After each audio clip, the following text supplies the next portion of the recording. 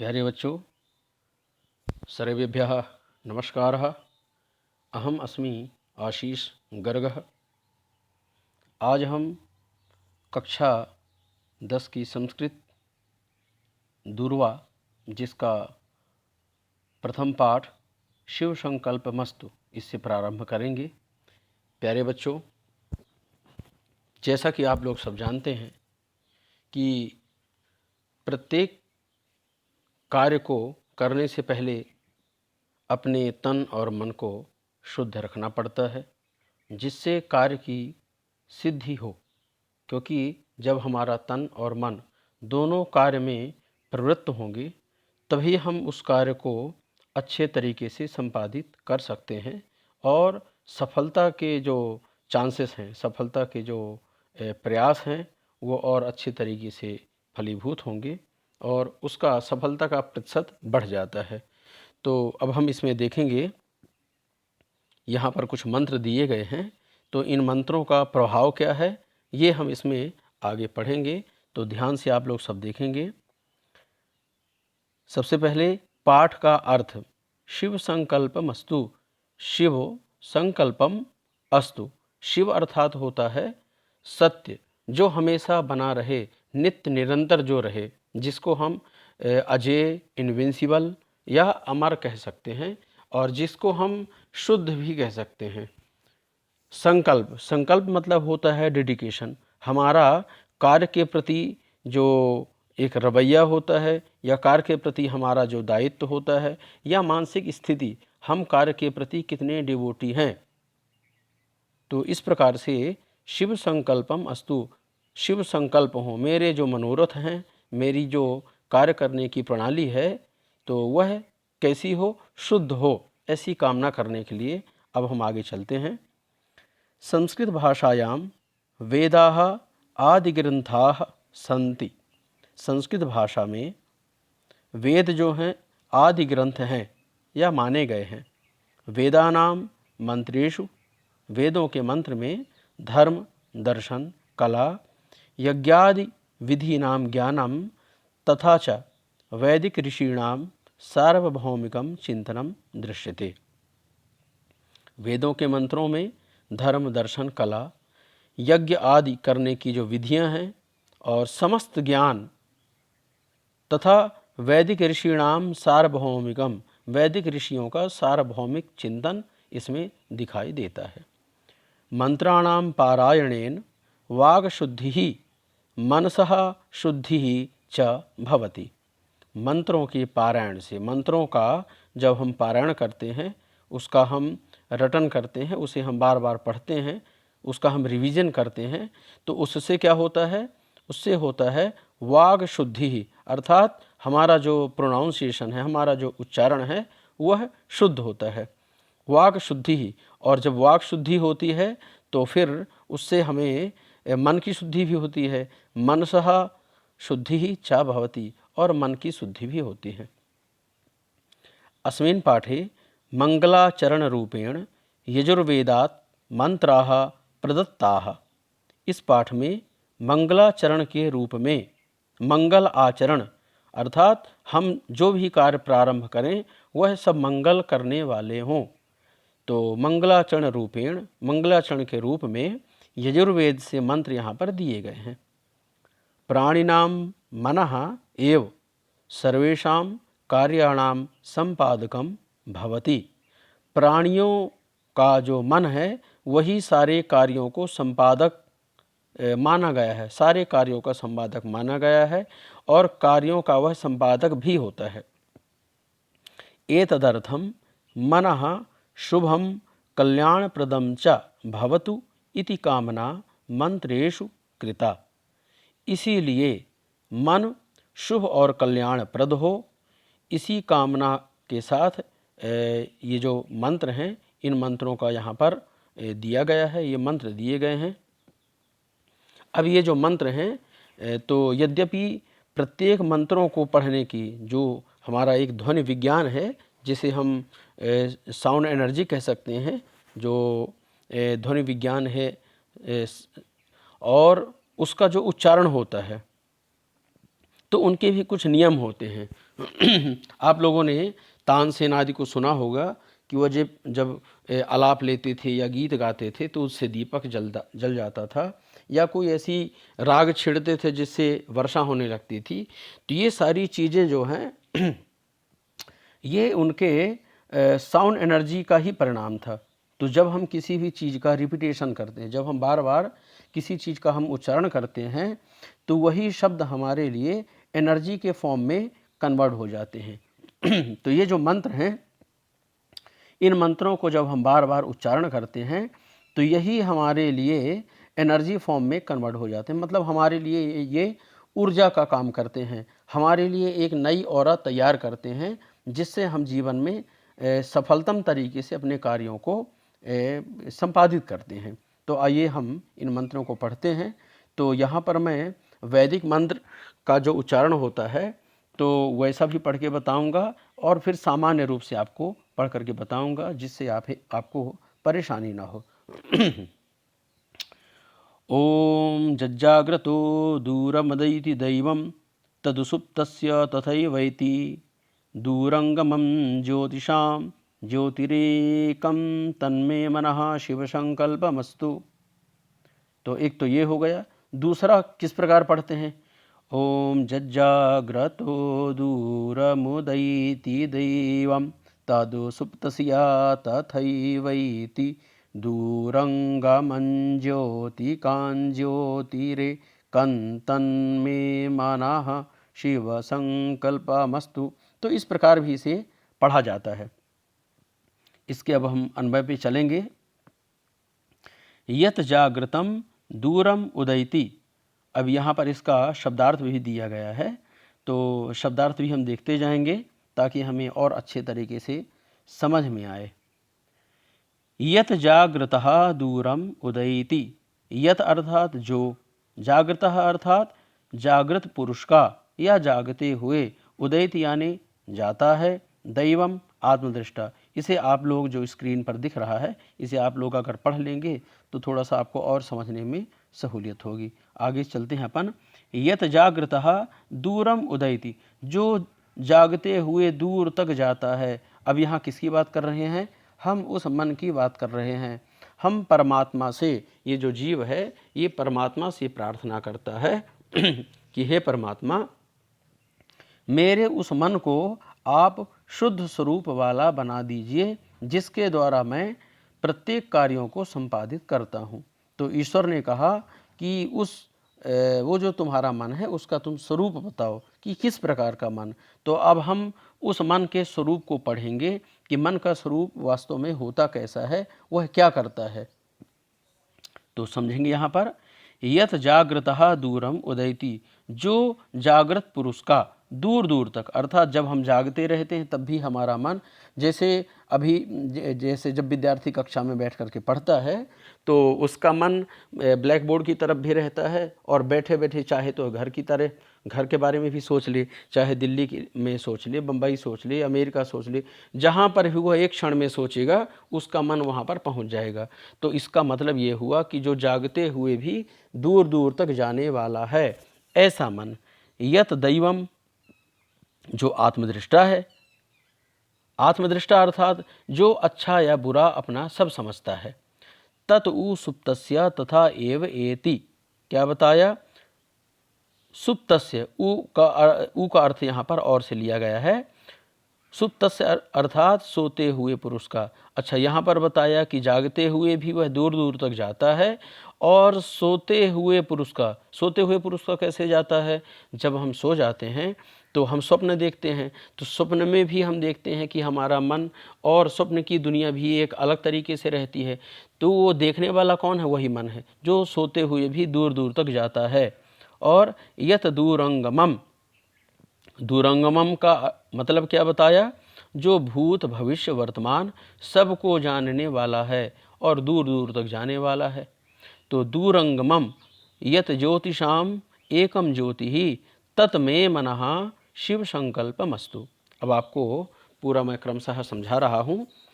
क्या बताया? यत ज्योतिषाम एकम ज्योति ही, जो इंद्रियों का प्रकाशक है, ऐसा वह जो मन है, तत्मे मनः, उस मन को आप शुद्ध स्वरूप वाला बना दीजिए।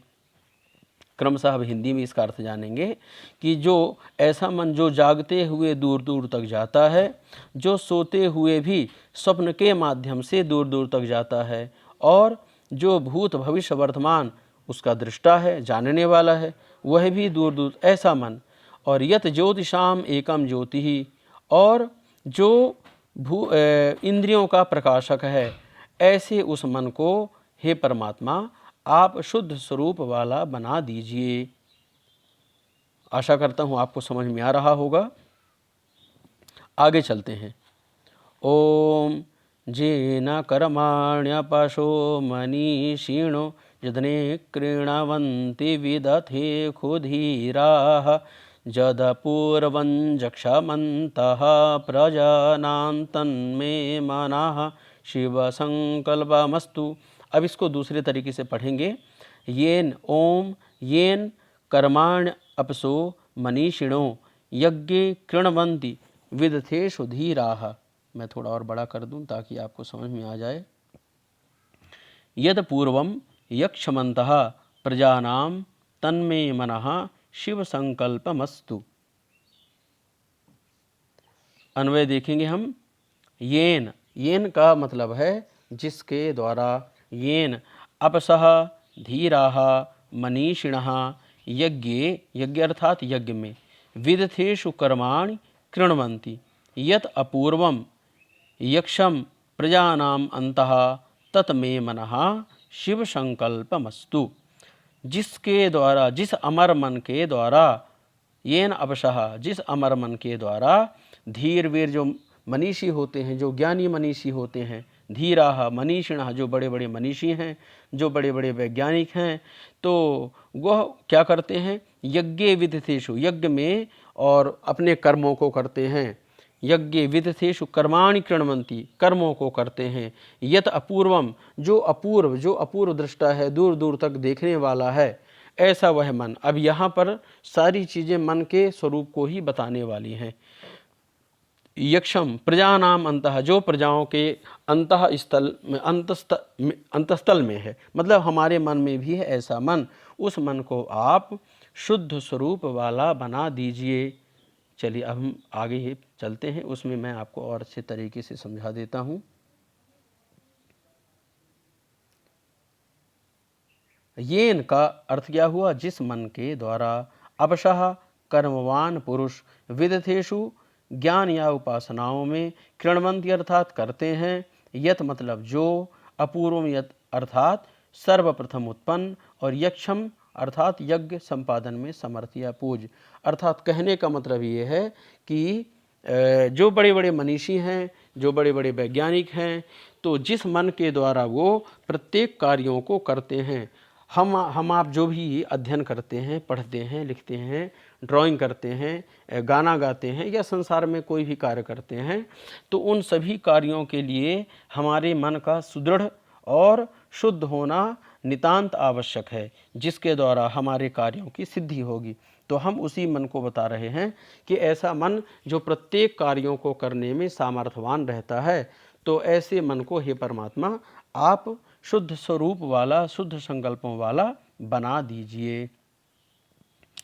तीसरे मंत्र में चलते हैं। ओम जत्पदनानामुत चेतो धृतिश्च जज्योतिरन्तरमृतं प्रजासु जस्मान्नरिते किंचन कर्म क्रियते तन्मे मनः शिव संकल्पमस्तु। अब दूसरे तरीके से पढ़ेंगे। ओम यत् प्रज्ञानाम मुत चेतो धृतिश्च यज्योतिर अंतरमृतम यज्योतिरंतरमृतम प्रजासु यस्मान्न ऋते किंचन कर्म क्रियते तन्मे मनः शिव संकल्पमस्तु। अब इसको हम क्रमशः समझेंगे, अन्वय देखेंगे। यत् प्रज्ञानम उत चेतः धृतिः च यत् प्रजासु अंतः अमृतं ज्योतिः यस्मात् ऋते किंचन कर्म न क्रियते तत् मे मनः शिव संकल्पमस्तु। अर्थ क्या होगा? प्रज्ञानम। प्रज्ञानम का मतलब प्रकर्ष ज्ञान का साधन, मतलब that is the source of our knowledge. तो हमारा मन क्या है? यही हमारा सोर्स है, जिसको हमारा मन अगर पढ़ाई में लगेगा तो हम सफल होंगे, मन ही पढ़ाई में नहीं लगेगा तो हम कुछ नहीं करेंगे। हम कितने भी सामर्थ्यवान हों, हम कितने भी पोटेंशियल हों, कितने भी कार्य को करने में दक्ष हों, अगर हमारा मन पढ़ाई में नहीं लगेगा तो हम कुछ भी निर्माण परक कार्यों को नहीं कर सकते हैं। प्रज्ञानम। प्रज्ञानम का मतलब क्या होगा? प्रकर्ष ज्ञान का साधन। उत यानी तथा, चेतः सामान्य विशेष का ज्ञान कराने वाला। सामान्य विशेष का ज्ञान कराने वाला किसे कहते हैं? यहाँ पर समझने की बात है कि ऐसा मन, जैसे एक हम इन नेत्रों से जो देखते हैं, जो इंद्रियों का प्रकाशक है, हमारे जो सेंसेस होते हैं, चाहे वो आँख हो, कान, नाक और जिह्वा और त्वचा, स्किन जिसे हम बोलते हैं, तो ये अलग अलग ज्ञान अलग अलग मात्रा में या अलग अलग विधाओं में ज्ञान होता है। जैसे नेत्रों से हम देखने का ज्ञान करते हैं, अब देख करके हम ये पहचानते हैं कि ये हरा कलर है, ये लाल कलर है, और ये सफ़ेद है, और ये पीला है आदि। तो इनमें जो डिफरेंस हम करते हैं, तो ये किसके कारण करते हैं? इसी चेतः अर्थात सामान्य विशेष का ज्ञान कराने वाला, अर्थात किसी भी चीज़ में डिफ्रेंशिएट करने वाला, अलग अलग मात्रा में उसको बताने, एनालिसिस करने में सहायक होना। तो ये किससे हम करते हैं? मन से ही करते हैं। धृति अर्थात धैर्य स्वरूप, जो ऐसा मन, जो कार्य, जब हम, जैसे हम भोजन पकाते हैं, तो भोजन पकाते समय हमने कुकर को गैस पे चढ़ा दिया, अब हमको ये पता है कि इसमें 15 मिनट लगेगा, तो हमारे अंदर ये धैर्य है कि हाँ, हमें ये पता है कि इस कार्य को संपादित होने में, पूर्ण होने में इतना समय लगेगा। तो हमारे अंदर वो क्षमता है, हमारे अंदर वो धैर्य है। तो ये किससे आएगी? ये हमारे मन से ही आएगा। पर मन कब? जब हमारा मन शुद्ध संकल्पों वाला होगा तभी। प्रजासु का मतलब क्या होगा? जीवों में। अंतः अंदर। अमृतम। अमृतम अर्थात अमर है या अमर। ज्योति ही प्रकाशक है। ऋते बिना। किंचन का अर्थ, किंचन मतलब कुछ भी, और क्रीते का मतलब किया जाता है। अब आप क्रमशः इसको समझें। यत प्रज्ञानम अर्थात जो प्रकर्ष ज्ञान का साधन है। उत्चेतः जो समान विशेष का ज्ञान कराने वाला है। और धृति च धैर्य स्वरूप भी है। यत प्रजासु अंतः और जो प्रजाओं के अंतस्थल में है, जैसा कि पूर्व में बताया भी गया। और अमृतम ज्योति ही जो पुरुष के अंदर, जो व्यक्ति के अंदर, समस्त जीवों के अंदर रह करके और इस शरीर को चलाता है, तो ऐसा वह अमरता की ज्योति के स्वरूप में भी। यस्मात् ऋते जिसके बिना, किंचन कर्म न क्रियते जिसके बिना कोई भी व्यक्ति कोई किसी भी प्रकार का कर्म नहीं कर सकता। तत्मे मनः शिव संकल्पमस्तु ऐसे उस मन को हे प्रभु आप शुद्ध संकल्पों वाला बना दीजिए। आगे चलते हैं। ओम जेनेदं भूतं भुवनं भाविक यत् पारिगृहीतममृतेन सर्वं जेन जदनस्तायते सप्तहोता तन्मे मनः शिव संकल्पमस्तु। दूसरे तरीके से पढ़ेंगे। ओम ये नेदम भूतम भुवनम भविष्यत परिगृहीत ममृतेन या परिगृहीतम अमृतेन सर्वम येन यज्ञस्तायते सप्तहोता तन्मे मनः शिव संकल्पमस्तु। अन्वय देखेंगे हम। येन अमृतम, जिस अमृतेन यहाँ क्या बताया? येन अमृतेन जिस अमर मन के द्वारा। येन अमृतेन जिस अमर मन के द्वारा, क्योंकि मन कभी नहीं मरता है, मन की मृत्यु कभी नहीं होती है।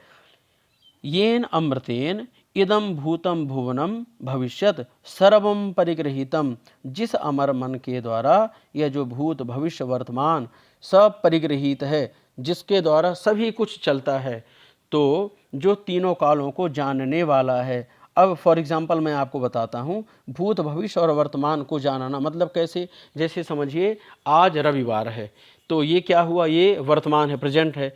हम जानते हैं प्रेजेंट काल को भी हम जानते हैं, प्रेजेंट टेंस को भी जानते हैं। और भविष्य, अब भविष्य काल को जानने के लिए कल कौन सा दिन रहेगा, कल रहेगा सोमवार, मतलब भविष्य को भी जानने वाला है। और भूतकाल को, जो भूतकाल में जो गुजर गया, तो कल कौन सा दिन था, कल था शनिवार। अर्थात तीनों कालों को जानने में जो सक्षम है ऐसा मन। तो जो इन सभी कालों में जो परिग्रहित है अर्थात उसका ही असर है। फिर येन सप्त होता यज्ञ तायते, क्या बताया, येन सप्त होता, जिसके द्वारा सप्त होता यज्ञ तायते, सप्त होता यज्ञ करते हैं। अब यहाँ पर सप्त होता से मतलब क्या है, थोड़ा सा हम गहराई पे चलेंगे। सप्त होता यानी सात होता, सप्तहोता का मतलब यहाँ, अब ये देखिए सप्तहोता का मतलब बताया है सात होताओं वाला। पर हम अगर यहाँ पर अपने शरीर की सात धातुओं से भी ले लें तो हम थोड़ा सा और एक उसका एक रिलेवेंट हो जाएगा, एक रिलेशन हो जाएगा। तो सात अर्थात हमारा यह जो शरीर है, अगर इसमें मन का कोई स्थान ना हो तो यह जो शरीर है ये कोई भी कार्य नहीं कर सकता। तो सप्त धातुओं से युक्त मांस, मेदा, रक्त, मज्जा, हड्डी आदि जो हैं, तो ऐसी ये सप्त धातुओं से युक्त ये जो मन है, और सप्त दिवस भी बोल सकते हैं जो हमारे सोम, मंगल, गुरु आदि होते हैं। तो ऐसा ये जो सप्त होता यज्ञ तायते, ऐसे जो बड़े बड़े ऋषि मुनि हैं, अथवा सात धातुओं से युक्त जो शरीर है वो क्या करता है, इसी मन के द्वारा यज्ञ करता है। तत्मे मनः शिव संकल्पमस्तु, ऐसा वह मेरा जो मन है हे परमात्मा आप उसे शुद्ध स्वरूप वाला बना दीजिए। चलिए आगे चलते हैं।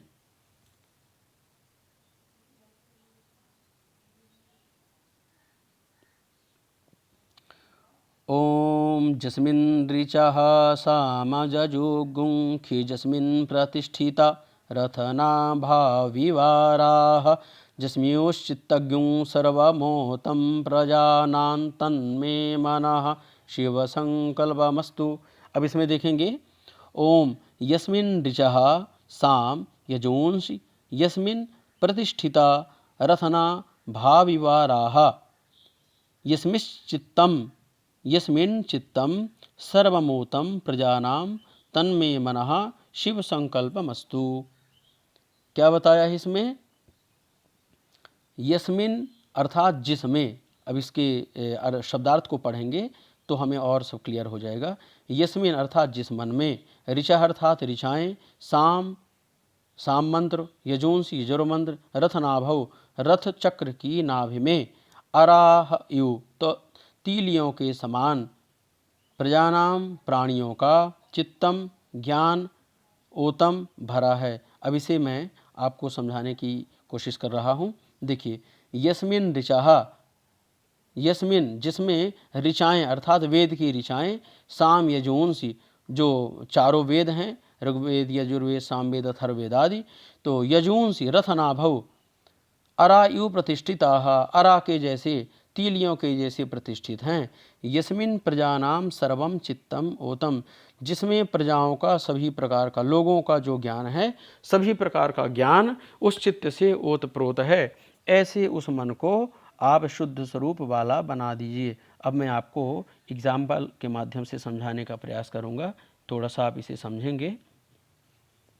देखिए, यस्मिन ऋचाः, अब आप ये समझिए कि ये बीच में ये क्या हो गया, ये हमारी हो गई आत्मा, और इसके ऊपर का जो एक और लेयर होती है जिसको हम कह दें मन।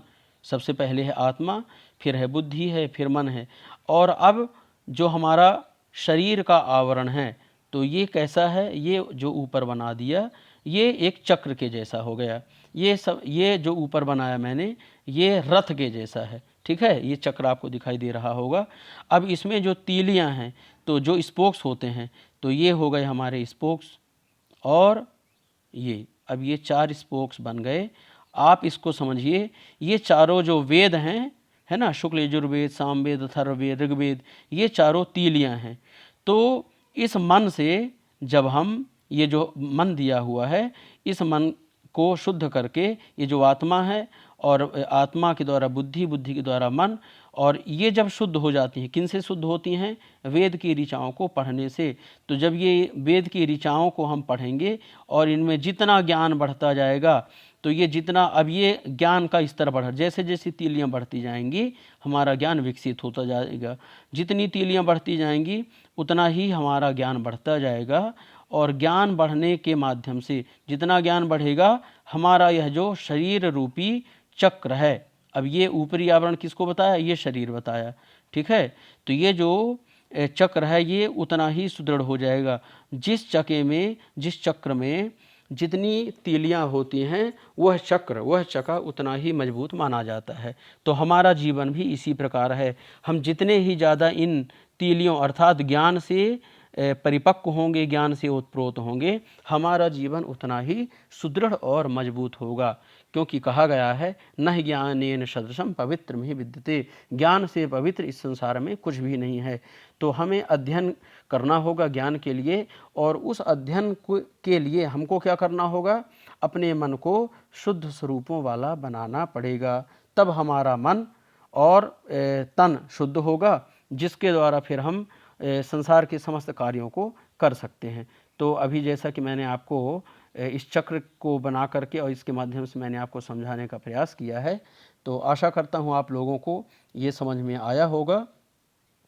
एक बार इसको मैं फिर से आपको बता दूं कि जिस मन में चारों वेद, जैसा कि मैंने अभी चक्र बना करके यहाँ पर ऐसा बताया था, तो रथ नाभौ अरायु प्रतिष्ठिता, ठीक है। रथ के पहिए के मध्य में, जैसा वो अभी मैंने एग्जाम्पल में बताया कि जिस प्रकार पहिए के बीच में तीलियां होती हैं, उसी प्रकार ये वेद आदि के मंत्र लगे होते हैं, और उनको पढ़ने पर हमारे हृदय में ज्ञान प्रकट होता है। और यस्मिन प्रजानाम सर्वम चित्तम ओतम, समस्त प्रकार का ज्ञान भरा हुआ है। उसी मन को हे परमात्मा आप शुद्ध स्वरूपों वाला बना दीजिए, शिव संकल्प बना दीजिए। तो अब हमारा यहाँ पर पाठ समाप्त होता है। तो प्यारे बच्चों, आगे भी मैं इसके जो प्रश्नोत्तर रहेंगे उनके मैं आगे वीडियो बनाऊंगा। आशा करता हूँ आप लोगों को ये सेशन पसंद आया होगा। अगर पसंद आया हो, आप इसे लाइक करें, शेयर करें और सब्सक्राइब करें, कमेंट करें, और आगे अपने दोस्तों को आगे भी शेयर करते रहें। अब मिलते हैं अगले वीडियो में। नमः संस्कृताय।